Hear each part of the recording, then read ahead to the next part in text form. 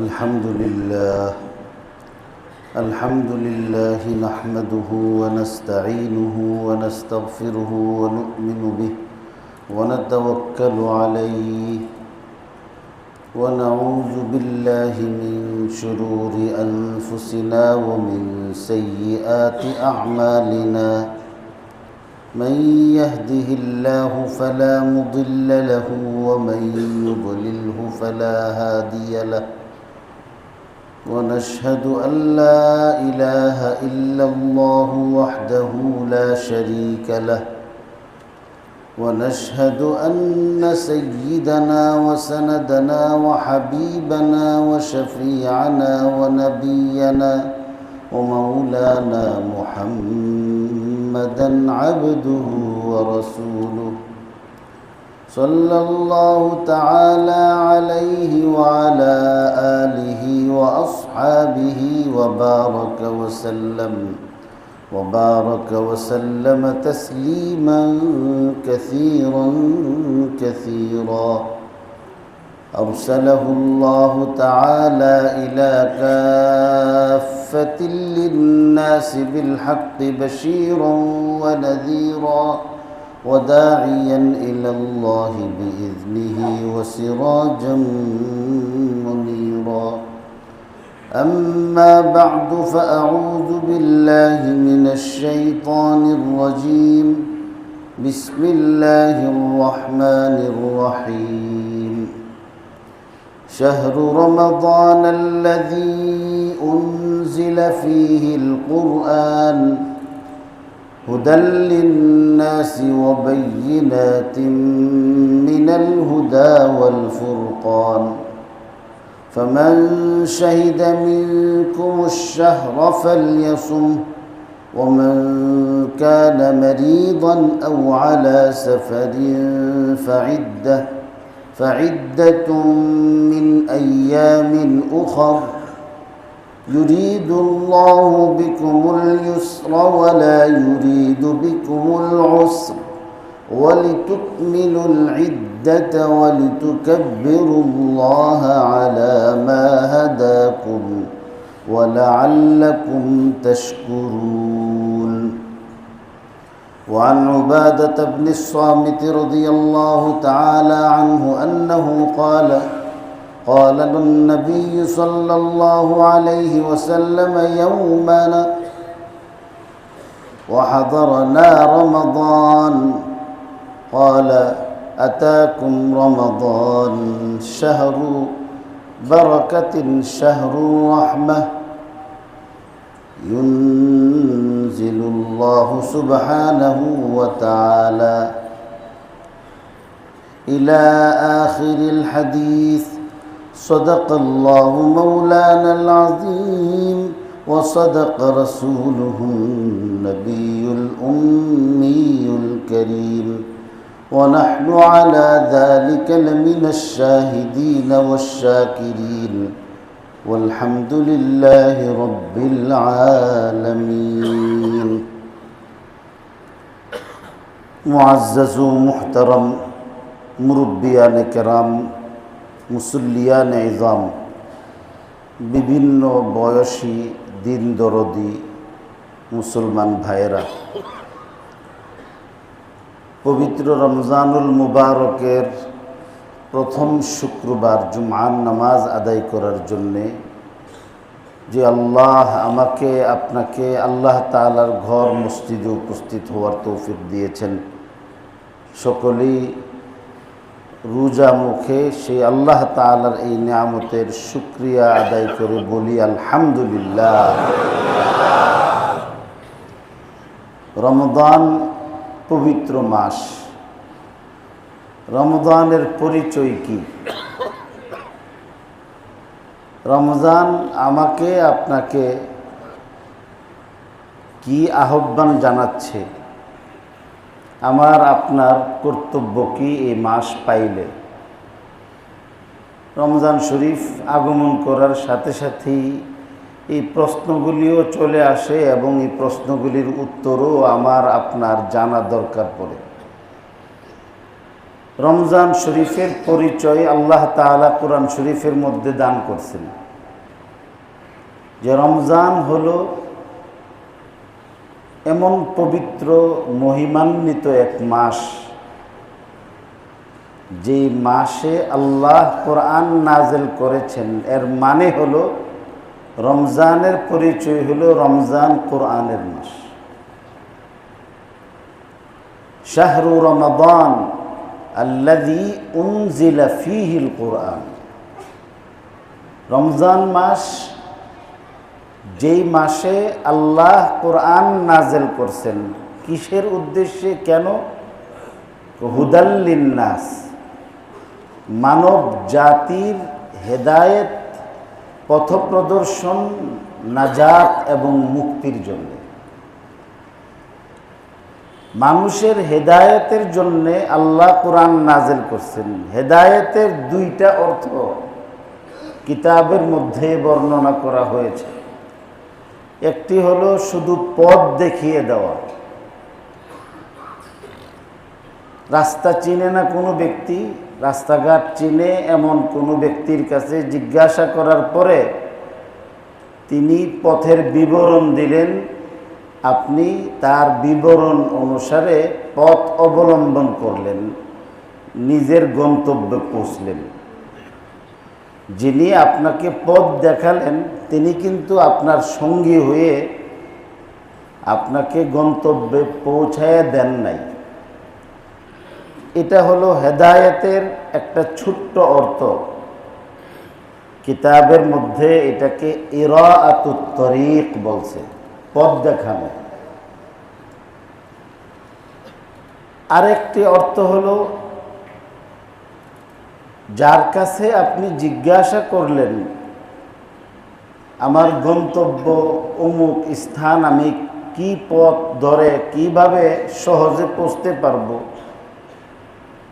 তিনি আপনাকে রাস্তার বিবরণ দিলেন একাধিক, এবং একাধিক রাস্তার বিবরণ দিয়ে চিন্তা করলেন লোকটি যেহেতু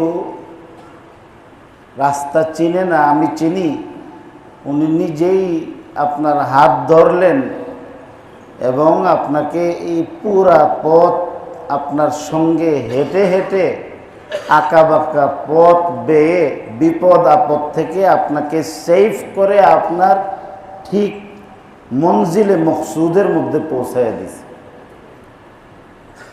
এই যে শুরু থেকে নিয়ে আগে রাস্তার বিবরণ দিল, তারপরে আপনার হাত ধরলো, আপনাকে হাত ধরে যত্নের সঙ্গে মঞ্জিলে মকসুদ পর্যন্ত যে পৌঁছে দিল, এই পুরা কর্মকাণ্ডগুলোকে হেদায়েত বলা হয়। তো কোরআন শরীফ আল্লাহ তাআলা রমজানুল মুবারকে নাজিল করছেন মানুষের হেদায়েতের জন্য। মানুষের একটা সফর আরম্ভ হয়েছে রূহের জগৎ থেকে।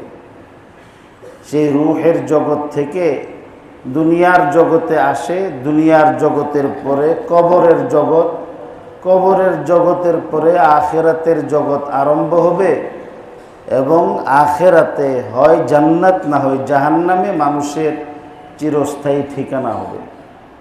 তো আল্লাহ তাআলা কোরআন শরীফ নাজিল করছেন যে এই কোরআন তার পাঠককে, তার অনুসরণকারী অনুসারীকে এই কোরআন শুধু রাস্তা দেখায় না, রমজানুল মুবারকে অবতীর্ণ হওয়া এই কোরআন তার পাঠকের হাত ধরে তার রূহের জগৎ থেকে শুরু করে তার সারা জিন্দিগির এই পথ, আঁকাবাঁকা পথে হালাল হারাম বেছে তাকে হেফাজত করে একদম আল্লাহ তাআলার নির্দেশে জান্নাত পর্যন্ত পৌঁছায় দিয়েছে।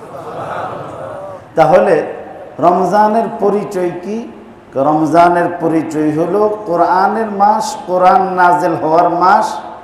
রমজানের পরিচয় হলো এই কোরআন এই মাসে নাজিল হয়ে কোরআনের পাঠকদেরকে জান্নাতে পৌঁছায় দেয়।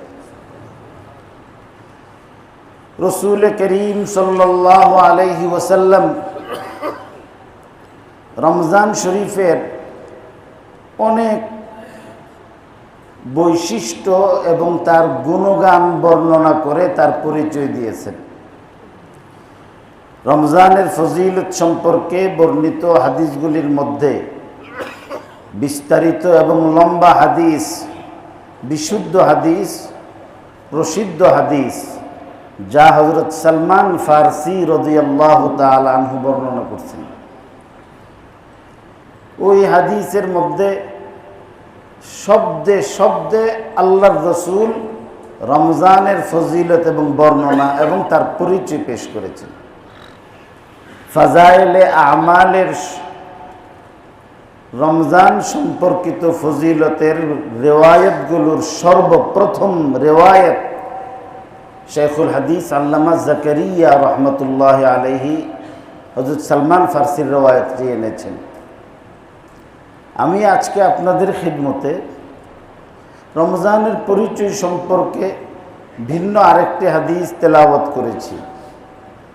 বিশিষ্ট সাহাবী হযরত উবাদাহ ইবনে সামিত রাদিয়াল্লাহু তাআলা আনহু এই হাদিস রিওয়ায়াত করেছেন। তিনি বলেন, قال النبي صلى الله عليه وسلم يوما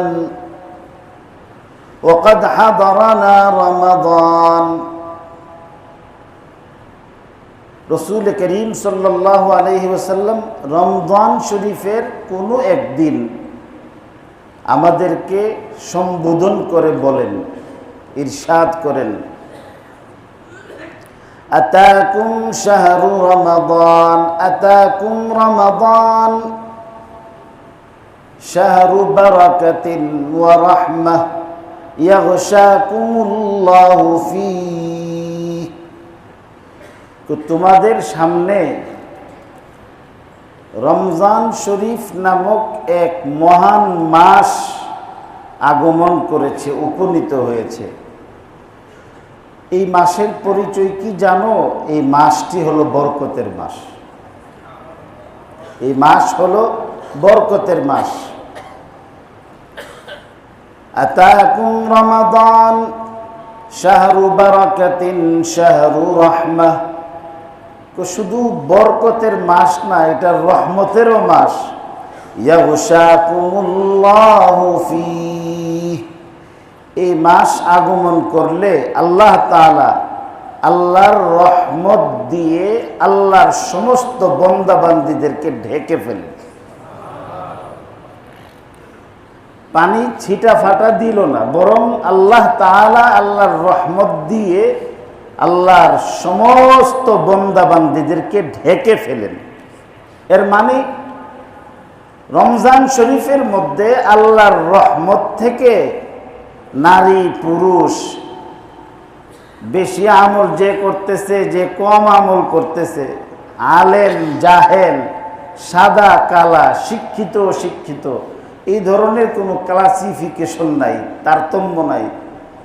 এমনকি শুধু মুমিন না, রমজান শরীফ আসলে রমজান শরীফের বরকতে ইমানদারদের সঙ্গে আল্লাহ তাআলা কাফেরদের উপর দয়া করতে থাকে। আল্লাহ যে কাফেরদের উপর দয়া করে কিতাবের মাসআলা ছাড়াও আমরা বুঝি। রমজান শরীফ আসলে প্রত্যেকেরই ইবাদত বন্দেগীর মধ্যে একটা উৎসাহ উদ্দীপনা বৃদ্ধি পায়। খাবার দাবারের রুটিনের মধ্যে পরিবর্তন আসে। আপনার সেহরির খাবারের জন্যে, ইফতারের খাবারের জন্যে খালি মুসলমানরাই ব্যস্তেছে। রহমত যে নাজিল হয়, এটা হিসাব ছাড়াও আপনার চোখের দৃষ্টি, আপনার কান, আপনার মন মগজ, দিল দিমাগ, আপনার অস্তিত্ব, এই সব কিছুই কিন্তু জানান দেয় যে রমজান আসছে। রমজান আসলে এটা বোঝাই যায়। রমজান আসলে খাবারের মধ্যে বরকত হয়, রমজান আসলে আমলের মধ্যে বরকত হয়, রমজান আসলে শান্তি শৃঙ্খলার মধ্যে বরকত হয়, রমজান আসলে মুসল্লির মধ্যেও বরকত হয়। ইবাদতের মধ্যে আল্লাহ তাআলা কিভাবে বরকত দিতেছেন আমি আলোচনা করব। তো ঠিক আল্লাহ তাআলা যা বলেছেন, আল্লাহর রাসূল যা শুনিয়েছেন, আমার আপনার বুঝে আসুক না আসুক, বুঝে আসলেও সত্য, বুঝে না আসলেও সত্য, কিন্তু আল্লাহ তাআলা যা বলেছেন, যা করতে হুকুম দিয়েছেন, এগুলি স্বাভাবিকভাবে একটা মানুষের মস্তিষ্ক যদি বিকৃত না হয়, নষ্ট না হয়ে থাকে, সুচিন্তিতভাবে গভীরভাবে একটু ধ্যান করলেই সে আল্লাহর পরিচয় পায়। এই জন্য আল্লাহ তাআলা এক আয়াতের মধ্যে বলছেন, ওয়াফি আনফুসিকুম আফালা তুবসিরুন। একজন মানুষ যদি তার নিজের অস্তিত্বের মধ্যে চিন্তা করে, তাইলে সে আল্লাহর পরিচয় পায়। আল্লাহ তাআলা আল্লাহর হাবিবের মাধ্যমে রমজানের পরিচয় দিয়েছেন, এটা বরকতের মাস, রহমতের মাস। কিভাবে রহমত? আল্লাহ সবাইকে ঢেকে ফেলেন। আর কি করেন? ওয়ায়াহুত্তু ফীহিল খাতায়া, ওয়ায়াহুত্তু ফীহিল খাতায়া।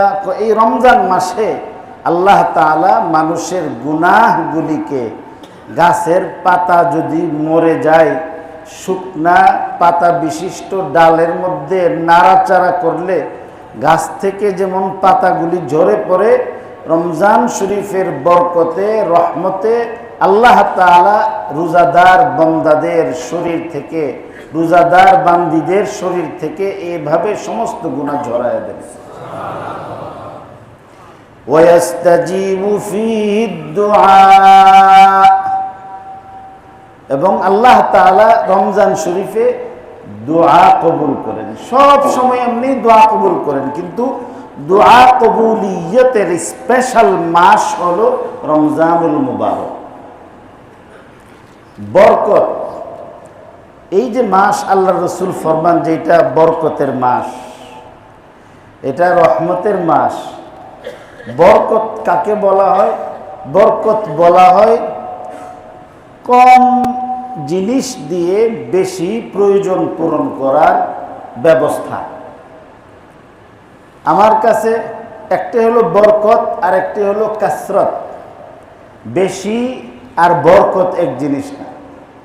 দুইজন মানুষের জন্য খাবারের ইন্তজাম করছেন, 200 জন মেহমান চলে আসছে, খাবারের ইন্তজাম করছেন 2 জনের, আর 200 মানুষ চলে আসছে। এই 2 জনের খাবারই বিসমিল্লাহ বলে আরম্ভ করছে, 200 জন খাওয়ার পরে আবার 2 জনের সমপরিমাণ খাবার রয়ে গেছে। এটাকে বলা হয় বরকত। আর 200 জন মানুষের জন্য খাবারের ইন্তজাম করা হয়েছে, 100 জন মেহমান আসছে, এরপরও খাবারের টান পড়ছে। এখানে আপনার খাদ্যের পরিমাণ বেশি ছিল, মানুষ কম ছিল, কিন্তু তারপরও দেখা গেল 100 জন মানুষের খাবার যেখানে থাকার কথা, সেখানের মধ্যে আরও 100 জন মানুষের চাহিদাই পুরা হয় না। বরকত যেখানের মধ্যে থাকে না, শুধু কাসরত থাকে, সেখানের মধ্যে অভাব থাকে। আর যেখানে বরকত থাকে, সেখানে কাসরত না থাকলেও আল্লাহ তাআলা চাহিদা পূরণ করে দিয়ে যেই পরিমাণ ইন্তজাম থাকে, এটাকে পূর্ণ রাখে। বিশিষ্ট সাহাবী হযরত আবু হুরায়রা রাদিয়াল্লাহু তাআলা আনহু 7ম হিজরিতে ইসলাম গ্রহণ করেছেন। আল্লাহ রাসূল সাল্লাল্লাহু আলাইহি ওয়াসাল্লাম 11 হিজরিতে ইন্তেকাল করছেন। নবীজির সান্নিধ্যে 3 বছরের বেশি সময় পান নাই, কিন্তু এই অল্প সময়ের ভিতরে লক্ষাধিক সাহাবীর মধ্যে হযরত আবু হুরায়রা সবচেয়ে বেশি হাদিস এককভাবে রিওয়ায়াত করেছেন।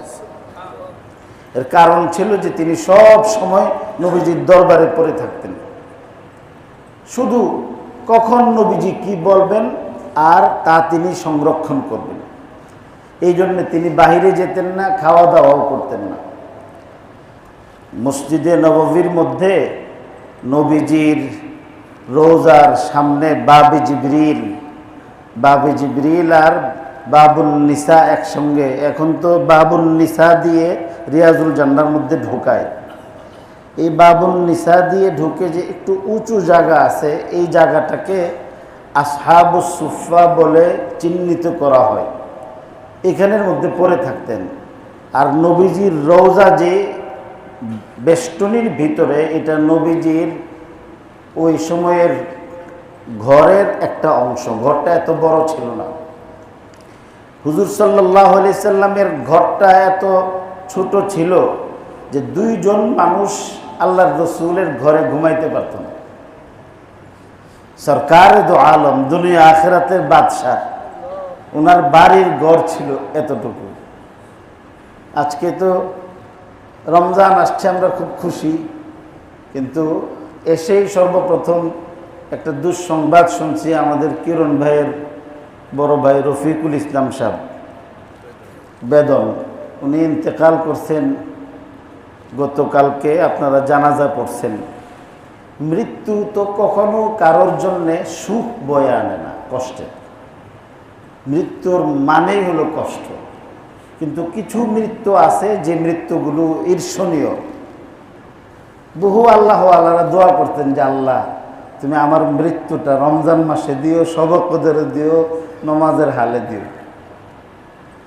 রমজান শরীফের মৃত্যু কামনা করে, কারণ রমজানুল মুবারকে যাদের ইন্তেকাল হয়, গুনাহগারও যদি হয়, আল্লাহ তার কবরের আযাব মাফ করে দেন।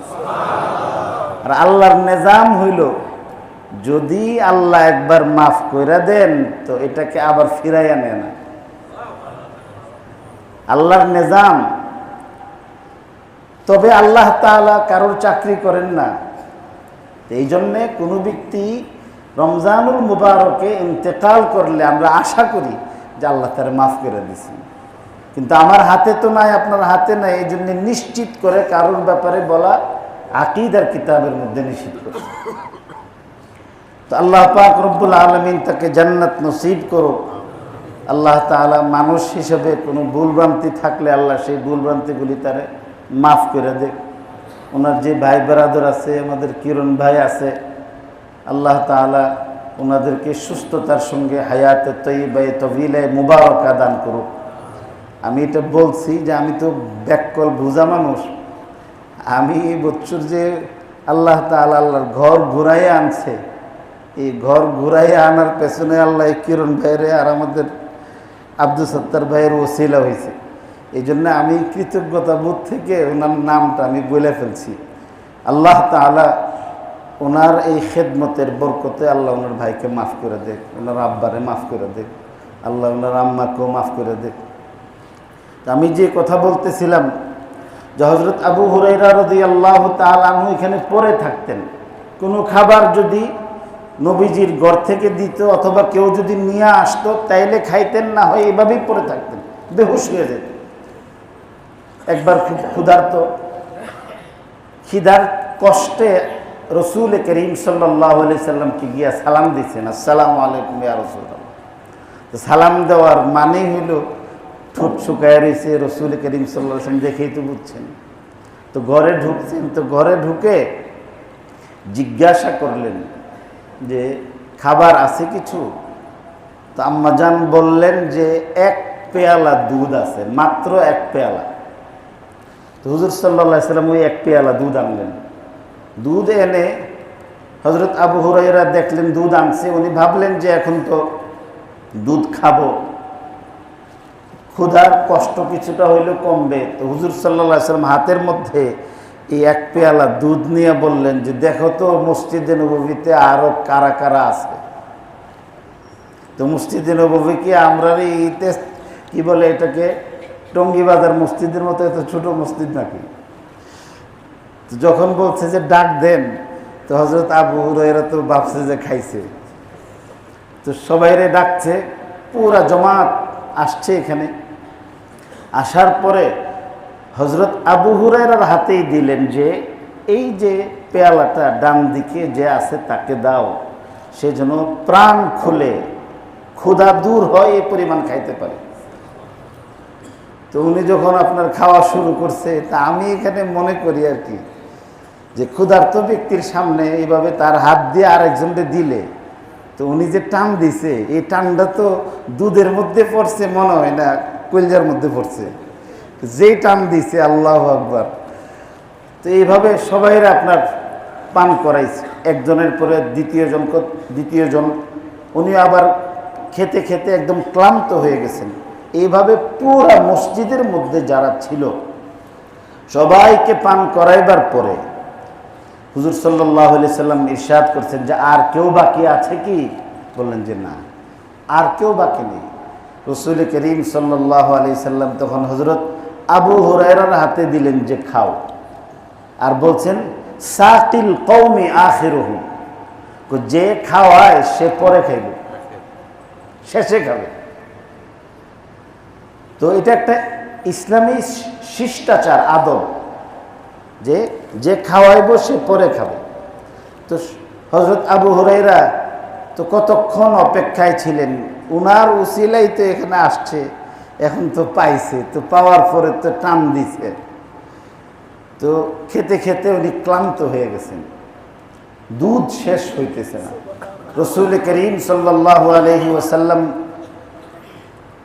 চেয়ে আছেন, হযরত আবু হুরায়রা থামলেন, বললেন যে হুজুর আর খাবো না, আরও খাও। আবার খেতে শুরু করলেন। তো এইভাবে ক্লান্তির শেষ সীমায় পৌঁছে গেলেন, খেতে খেতে ক্লান্ত হয়েছেন। এরপরে আল্লাহ রাসূল বলতেছেন যে আরও খাও, তুমি তো ভাবছিলা যে তোমার দুধ শেষ হয়ে গেছে, আরও পান করো। হযরত আবু হুরায়রা বলেন যে খেতে খেতে আমার অবস্থা এমন হয়েছে যে আমি তখন ভাবতে শুরু করছি যে আমার নাড়ি ভুঁড়ি দুধের কারণে ফেটে, এমনকি আমার শরীরের আঙ্গুলগুলি মনে হয় ফেটে এখন দুধ বের হওয়া আরম্ভ করছে। যে এই যে অল্প জিনিসের মধ্যে আল্লাহ তাআলা একটা কুদরত রাখছেন, এই শক্তিটাকে বলা হয় বরকত। রমজানুল মুবারকের মধ্যে আল্লাহ তাআলা এই বরকত রাখছেন যে কোনো একজন ব্যক্তি যদি কোনো নফল আমল করে, তো আল্লাহ তাআলা রমজান ছাড়া অন্য সময় ফরজ করলে যেই সওয়াব আল্লাহ রমজান শরীফে নফলের মধ্যে সেই পরিমাণ সওয়াব রাখছে। ইবাদত করছে নফল, সওয়াব পাইছে ফরজের। একটা ফরজ ইবাদত যদি রমজান শরীফে করে, তাহলে অন্য মাসে 70টা ফরজ আমল আদায় করলে যতটুকুন সওয়াব আল্লাহ সেই পরিমাণ দান করে। কেন? রমজানের বরকত। এই রমজান শরীফের মধ্যে ইবাদতেও বরকত হয়েছে। তারাবির নামাজ অন্য সময় নাই, রমজান শরীফের মধ্যে আমরা তারাবি পড়ি। রমজান শরীফের মধ্যে যেভাবে ইহতিমামের সঙ্গে জমাতবদ্ধ হয়ে আমরা ভিতরের নামাজ আদায় করি, এইভাবে সারা বছর পড়া হয় না। সারা বছর এইভাবে আমরা ইবাদত বন্দেগী করি না। এটার মধ্যে আল্লাহ তাআলা বরকত দিয়েছেন। তো এই জন্যে আল্লাহ রাসূল সাল্লাল্লাহু আলাইহি ওয়াসাল্লাম ফরমান যে এটা হলো এমন এক মহিমান্বিত মাস, যে মাসে আল্লাহ বরকত নাজিল করেন। তো রাসূল করিম সাল্লাল্লাহু আলাইহি ওয়াসাল্লামের পরিচয় এবং আল্লাহ রাসূলের পক্ষ থেকে রমজানের যে হাকিকত আমার আপনার সামনে পেশ করছে, এটা আমার আপনার খেয়াল করা দরকার। রমজান শরীফের মধ্যে শুধু খুব পিপাসায় কাতর হওয়া, সুবহ সাদেক থেকে নিয়ে সূর্যাস্ত পর্যন্ত আপনার খানা পিনা এবং জৈবিক চাহিদা থেকে নিবৃত থাকাটা, এটা হলো রোজার একটা জাহিরি অংশ, এটা একটা অর্থ। রোজার আসল হাকিকত হইল যে খানা পিনা থেকে বিরত থাকার পাশাপাশি হাতের রোজা করতে হয়। হাতের রোজা হলো এই হাত দিয়ে নাজায়েজ কোনো কিছু না ধরা, এই হাত দিয়ে জুলুম না করা, এটা হাতের রোজা। পায়ের রোজা হলো পা ব্যবহার করে গুনাহের স্থানে না যাওয়া, গুনাহ থেকে পাটাকে হেফাজত করা। চোখের গুনাহ হলো নাজায়েজ জায়গার মধ্যে দৃষ্টি দেওয়া, হারাম দৃষ্টি থেকে চোখকে হেফাজত করা হইল চোখের রোজা। কানের রোজা হলো রমজান শরীফের মধ্যে কান দিয়ে হারাম গুনাহের আওয়াজ না শোনা। কলবের রোজা হলো এই কলব দিয়ে মন দিয়ে মনে মনে কুচিন্তা না করা, কুচিন্তা চলে আসলে সাথে সাথে ফিরিয়ে আনা, এটা হলো কলবের রোজা। এইভাবে যদি আমি আপনি চোখের রোজা, কানের রোজা, জিহ্বার রোজা, তারপরে হাতের রোজা, পায়ের রোজা, কলবের রোজা, এইগুলি যখন করব তখন রোজার জাহিরি রোজাও হবে, বাতিনি রোজাও হবে। এইভাবে যখন আমরা রোজা রাখব তো তখন এই রোজাটা সত্যিকারের রোজা হবে। এবং এই ধরনের রোজা যে ব্যক্তি রাখবে, আল্লাহ তাআলা একটা রোজার বরকতেই আল্লাহ তাআলা তার পূর্বের সমস্ত গুনাহ খাতা মাফ করে দেবে। আল্লাহ আমাকে, আপনাকে, সবাইকে এইভাবে রোজা রাখার তৌফিক দান করুক। আমাদের বেদন ভাই সহ যারা রমজান শরীফে ইন্তেকাল করছেন, আল্লাহ সবাইকে জান্নাত নসিব করুক। আমরা যারা এখানে আজকে মসজিদে উপস্থিত হয়েছি, আল্লাহ তাআলা সারা বৎসর এইভাবে মসজিদের হক আদায় করার তৌফিক দান করুক। রমজানের মাসআলা মাসায়েল আরও কোনো প্রয়োজন থাকলে সরাসরি ব্যক্তিগতভাবে ওলামায়ে ইকরামের সাথে যোগাযোগ করে জেনে বুঝে সহি তরিকায় আমল করার চেষ্টা করি। আল্লাহ তাআলা তৌফিক দান করুন। ওয়া আখিরু দাওয়ানা আলহামদুলিল্লাহি রাব্বিল আলামিন।